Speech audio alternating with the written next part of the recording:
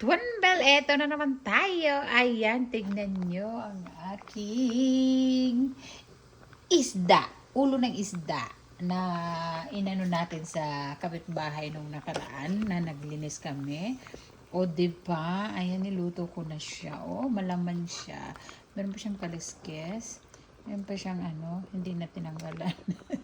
Okay na yan. O na yan, bites na yan. O ayan, malaman talaga siya. So masarap ito mga be. Para sinigang. Nilagyan ko ng konting asim. Ayan, tapos yung ulo. Ay, nako yung ulo mga besh. Magpapa-anli na naman tayo nito. Ayan, o. So, lalagyan ko siya ng gulay. Ang ilalagay kong gulay ay bok choy. Ayun kasi bok choy ang ilalagay kong gulay at ang talong. So, alas sinigang nga, diba? Wala akong beans eh. So, yummy ito. Yummy ito mga bebe. Maniwala kayo sa akin. Basta yummy ito siya.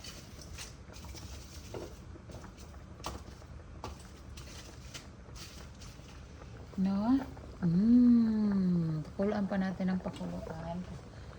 Meron pang mga bula-bula. Tanggalan natin ang bula-bula.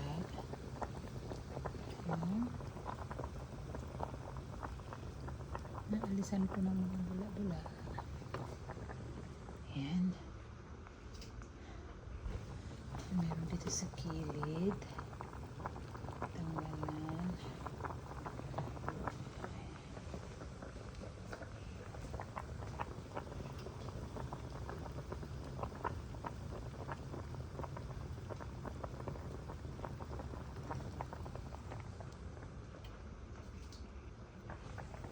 Ayan.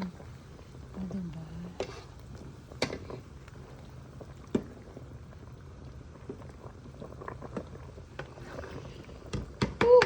Pakuluan muna natin ng todo. Bawasan natin ng konting sabaw. Ayan. So, tapang muna natin. Pakuluan lang natin siya ng todong-todo. Ang lasa okay na. Lagyan ko na siya ng timpla. Wala akong kamatis na laki. Okay na yan. Piles na yan. Lutong bahay lang naman.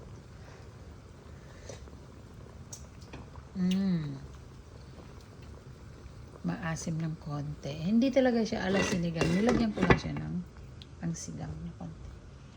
Oh, diba? Ang sarap-sarap niyan, mga ka-twin bell. Balikan natin ng konti. Ng sandali.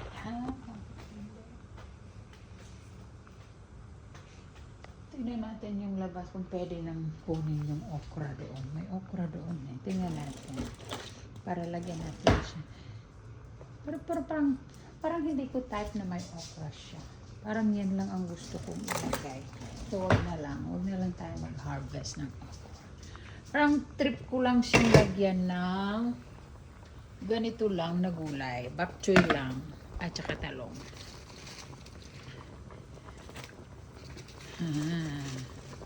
Pacham lang naman to mga bebe. Pacham ba? So, hindi ko alam kung anong tawag nito. Basta pacham siya. Pachamba.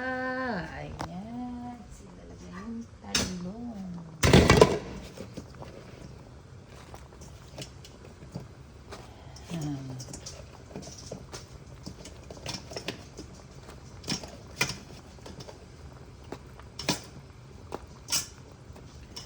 Diba? Terry mo.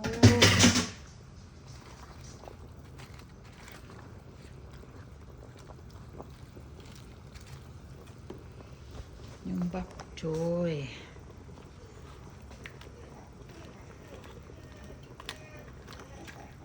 Why crying, Nina? Why?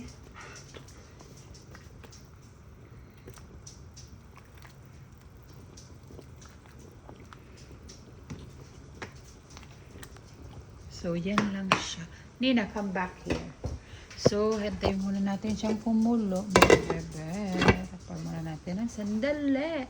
At kakain na soon. Thank you so much for watching. Bye!